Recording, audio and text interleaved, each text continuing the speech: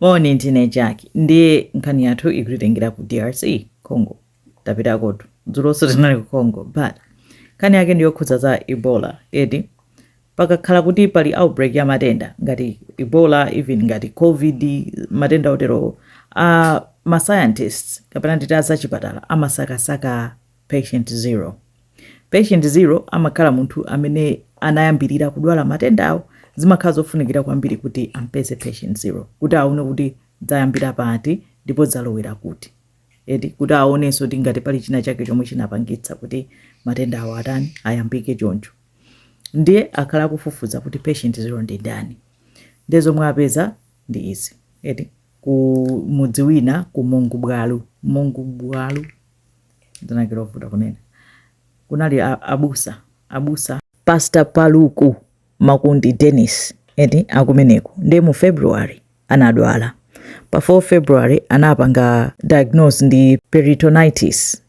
matenda a mmimba unaona anadwala mmimba kwambiri amasanza chani amati inali severe abdominal infection nde kenako abambo aja palibali yesa amene amapanga suspect kuti angakhale ndi Ebola amangona ngati ndi peritonitis iyo anapezeka kuti abusa aja anamwalira ndata abusa atamwalira part of mwambo anthu amakagwira thupi ku Congo ku DRC amakaligwira thupi lija kwathu kumalawi kuti timauna nkhope iwo amaligwiranso thupilo anthu analigwira thupi lija ena kenako ananyamula maliro amati akupita ku mudzi kwawo akuti apasta anayikidwa mu coffin yoti yosalimba ayi ndi anayika mu pickup yoti munakweranso anthu ambirimbiri ena achibale ena basi mene amapangira akamaperekeza maliro amapita nawo ku mudzi kwawo ulendo unali wa 3 hours nde chifukwa anali anthu ambiri akuti anthu ena anakhalira bokosi lija ulendo nde msewu yake ya mabampu iyi basi mpakana bokosi linateteze kuti latani layamba kusweka mmene anthu amakafika pozati atuluse coffin lija mu pickup akuti coffin idagwa inasweka anthu ndetika maliro ndi coffin yosweka abambo awo a pastor aja ananena kuti no tikuyenera kugula coffin ina anthu ena ananyamuka anakagula coffin ina ndikubweretsa anthu ananyamula maliro aja kwachosa mu coffin yomozi kwaika mu coffin ya nyuwanija basi mwambo wa maliro nkutani mwambo wa maliro nkupitirira mpaka anayika maliro coffin yosweka ija ena kuti anatenga anakatani anakayocha nangasiya anayikamo abusa yasweka anakaocha kenako sipanatenge nthawi panangotha masiku achibale atatu abusa oti analipompo anathandiza kunyamula nawo maliro ata bokosi litasweka kuika mwina onse anadwala kwambiri nkumwalira mwadzidzidzi anthu ndada anatutumuka kuti sono anthu angomwalira mwadzidzidzi kungodwala msanga choncho bwanji anthu ena nkuyamba kunena kuti osati chifukwa chonena kuti anaocha coffin ina ichatu akuti akuitsa mizimu samenera kutani samenera kuocha coffin basi ati mpaka kambiri kutani kutchuka mpaka na anthu amapanga ma video pa TikTok kuti anthu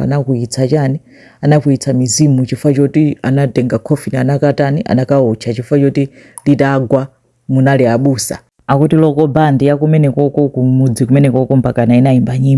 nyimbo yake yonena kuti coffin labweretsa matsoka pamuzi pano linasweka basi kenako akudabwaso within 2 weeks ati anthu mangodwala 648 mudzi kumwalira anthu ake onsewo analota anapita nawo kumaliro kuja anthu ake analota adagwira chani thupi lija koma palibe amene amachita link amaganiza kunena kuti ikhoza kukhala Ebola edi ndi anthu ena achoka uku akulowera uku ena akupita kuti basi matenda acha kumafala anthu acha kumatani akakumana ndi munthu wina contact chani basi pamene Ebola yatani yafalira sayo anthu amanena kuti zinachitika kwa abusa zija ndi matsoka sakanawo chabokosiro abweretsa matsoka pamodzi mizimu yakuya koma akukhulupirira kunena kuti abusawo ndi anali patient zero amene wonda amene anali munthu woyamba kukhala ndi Ebola chaka chinocho tu Ebola outbreak ya pano payi osati ya dzaka dzina nde chifukwa chonena kuti iwo anali ndi Ebola atapita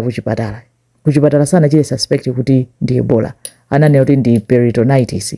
akuti peritonitis yo imathaso kubwera as part of Ebola koma chifukwa choti palibe amene amaganizira kuti ngakhale Ebola palibe amene anayeza nde kuipa kwa Ebola thupi la munthu olapezeke kuti wamwalira imakhala kuti lili infectious munthu akaligwira ndi nkona iyi ena amati ayi kupereka ulemu agwira thupi lija basi anthu nkumatani nkumadwala. Aja ananyamula maliro kuibwezeresa mu coffin ina osewu nkumapezeka kuti akutani akutenga matenda basi pamene outbreak yatani yakulira. Panopo anthu adutsa 680 amene ali ndi Ebola ku Congo, koma amene amwalira akudutsa 130. Kuchoka mwezi wa February kufika May kumudzi umenewo kumungu bwaluko kwamwalira anthu 108. Chipanda achipatalawa kupanga investigation yawo mwezi kumudzi kumeneko kwa kungotibe zonse zikuchitikaso ndi chifukwa cha bokosi la abusa.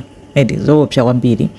Imene ndi nkhani ya patient 0 ndi ground 0 ku DRC. Zikomo kwambiri.